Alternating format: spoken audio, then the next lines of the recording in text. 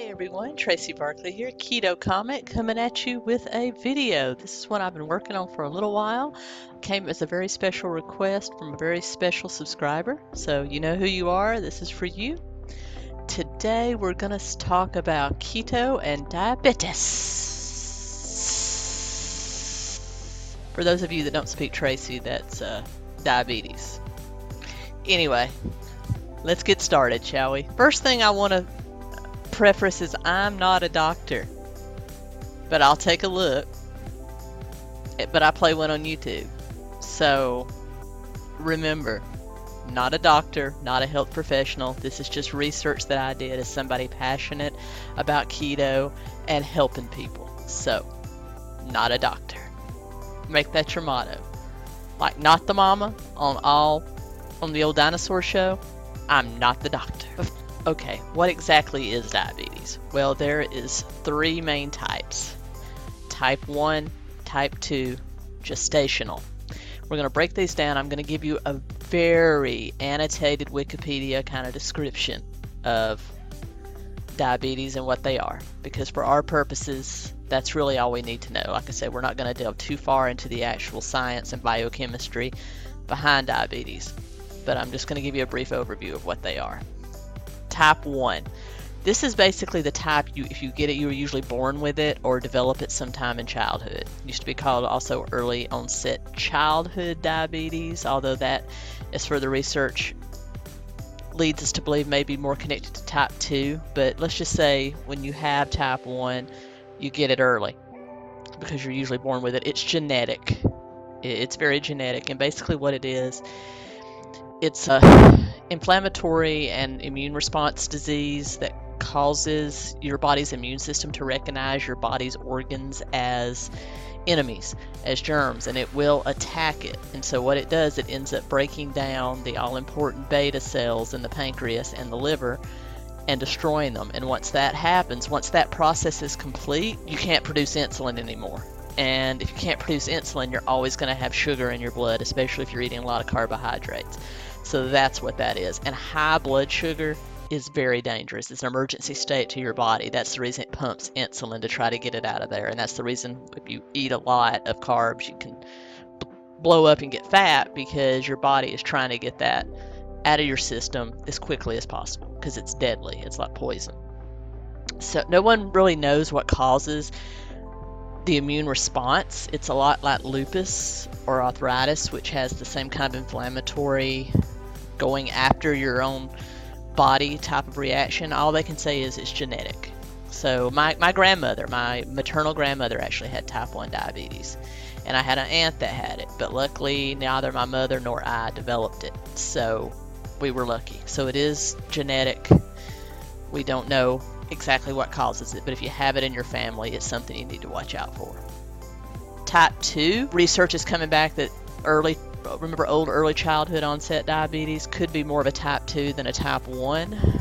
But what it is basically diabetes that develops over time. It's not that your pancreas and liver do not produce insulin. They produce it. It's just that your body has become immune to it. So basically you have sugar in your blood, your pancreas produces or releases insulin to get rid of it, but it doesn't do its job. So you become insulin resistant, and it's mainly due to metabolic damage, and the main risk factors are being obese and not being active. I want to say something right here. Carbohydrates do not cause diabetes. You remember the whole thing, sugar causes sugar? Not true. Diabetes is not caused by carbohydrates. It's caused by obesity, and carbohydrates simply aggravate the disease, because the sugar then becomes deadly because it can't get out of your blood system. So being overweight and being inactive is a major risk factor for type 2 diabetes, but it's not the sugar itself. It's just overeating in general. Your body becomes insulin resistant because it's pumping insulin a lot of the time to try to get the glucose out of your blood. So I want to preface that. But on the flip side, you could also say what causes most people to be obese. Refined carbohydrates. So if you just remove the middleman, I guess you could say it does, but it's not directly linked. It's the other obesity factors that kind of causes it, and it's really due to metabolic damage. And finally, we have gestational diabetes, and this is the type of diabetes that's first seen in women that are pregnant, that have never had diabetes before, any symptoms of diabetes or any high blood sugar or anything like that. And most research points to it being a more of a type 2 diabetes, because it's a side effect of pregnancy. In some women, your body just becomes insulin resistant, and lots of times it will clear up after the baby's born. You may or may not become insulin dependent in any of these. It just depends on what your blood sugar load is. A normal blood sugar load is anywhere from 70 to 100 parts per million in your blood about an hour after a meal. So if you're coming in that, you're pretty normal. Anything over that, you're getting into pre-diabetes and on up into diabetes. So that's kind of where we are with that. But the gestational diabetes will normally develop sometime between the 24th and 28th week of pregnancy. That's when most doctors will test for it. And they will treat you sometimes with insulin, sometimes just with diet and exercise until the baby's born, and then they'll test you again. All right, let's move on. Oh my goodness, she moved. The reason I moved is because up there is the very basic looking definition of keto. Basically, keto is a low carbohydrate, high fat diet that is used to treat a variety of different ailments. It was specifically used starting in the 1920s to treat epileptic children and had a tremendous success rate with that. So it started there, and new research has come forward saying it could actually treat other illnesses as well. Specifically today, we're going to be talking about diabetes. So let's get into the studies and see what we're looking at.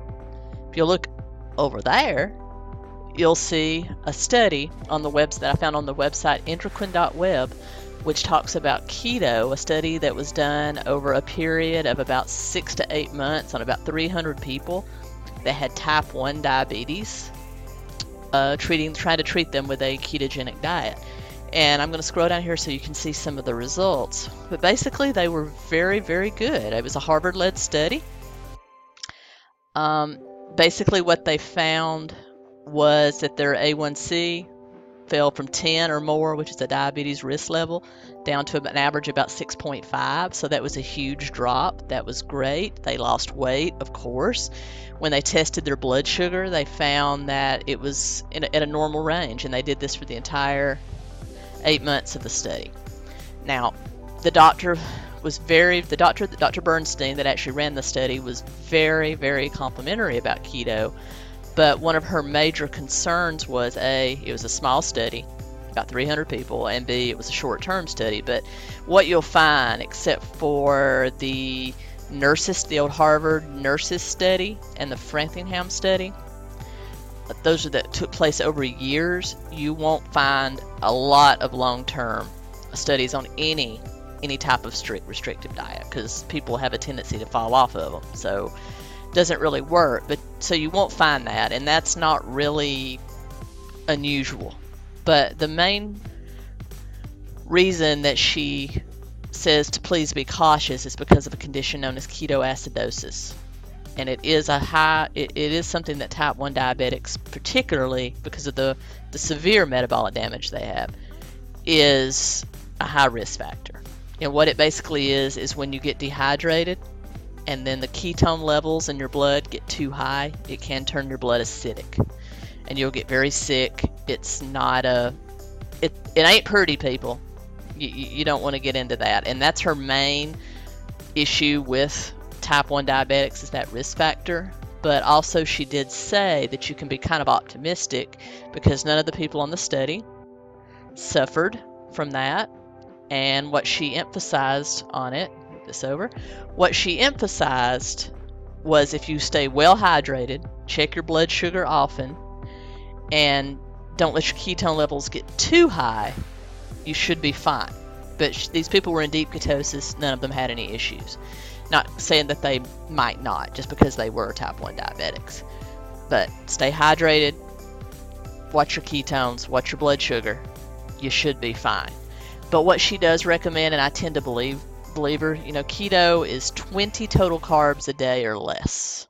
some people say net. I work in the, which is fiber and and sugar alcohol subtracted from total carbs. I operate in the total carbs region because it's just safer. That's keto. Now, there are other low-carb diets that operate between 50 and 75 carbs a day, low carb to moderate carb. So she recommends, if you do have type 1 diabetes, to start out with a moderate carb load, like 75 total a day, and then gradually take it down to 50, and then try to drop it into ketosis, into keto, which is 20 or less. So gradual, let your body get used to it kind of thing. Also, some people might have a hard time metabolizing fats at first, but usually that will pass. So that's this study on type 1 diabetes.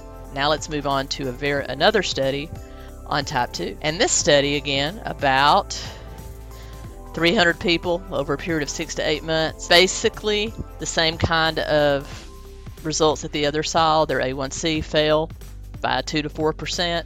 Their weight stabilized. Their blood sugar remained normal. They were putting them basically on 30 grams or less per day, which is keto, very close to it. And the results were great. But again, short-term study. So basically what both of these studies found, move back here to the middle now, what both of these studies found is that controlling the blood sugar the way the ketogenic diet does, or low carbs diets in general, very beneficial to people that have a hard time processing blood sugar, or have they're insulin resistant, or they produce no insulin. So the benefit is you keep your blood sugar low your blood sugar level low all the time, so you don't have the same symptoms as somebody that's eating a standard American diet or a low fat diet. Their blood sugar is doing like this, and then to get it down they have to shoot up insulin, basically. So common sense would say, just as these studies have said, that keeping your carbs low will control your blood sugar, and that's what surviving diabetes is all about. But again, she said, make sure you don't start this without consulting your doctor first. But very, very promising research there. And there are more studies ongoing. In fact, I'm going to do a video real soon about keto and heart disease. Fabulous new research coming out about keto and heart disease. Now, just so you don't think I'm entirely biased, I wanted to show you another study that when I saw it, it kind of scared me. So I want to go ahead and bring that to your attention. Here is a study that actually attempted to link keto to diabetes and to call it a cause because of the high fat load in your body, which, if you think about it, made no sense. But the thing of it is, the other studies were done on humans, on actual people. This was done on mice.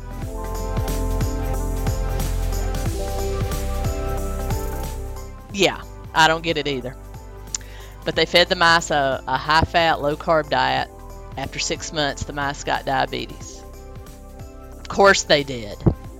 Mice are herbivores. Occasionally they'll eat some cheese. You were feeding them a diet that's not really good for their species. So yeah, of course they got some problems. But that's my first indication. And then basically, once this doctor that did this study read some research that had been done by Dr. Stephen Phinney, who has been revolutionary in low-carb research. I've been reading about him for years. His studies at his diabetes clinic showed a huge success in reversing type 2 diabetes and controlling type 1 diabetes with the ketogenic diet. So this doctor pretty much reversed everything in this final paragraph where she said, "It is promising, but we don't know." And then she finally admitted it's too late to establish a correlation between keto diet causing type 2 diabetes. More research is needed. Of course it is, because it doesn't cause type 2 diabetes. Maybe in mice, but not in humans. So there you go, another short-term study on mice. Whereas all of the experimentation done on humans, volunteers, we're not forcing them to do this, have shown very good results. But the problem is no one has studied it long term, so that's still what we don't know, though that research is ongoing. So, Keto Comic, what is your recommendation? You know what my recommendation is. Give keto a shot. Test your blood sugar. You might find yourself feeling a whole lot better. That's basically it. Research is promising because keto controls your blood sugar. It promotes weight loss, which also takes away all obesity-related illnesses, and it puts you into just an overall healthier, better state. Except for the reservations I gave you about ketoacidosis and type 1 diabetics, the research seems to point that it's very healthy and very beneficial.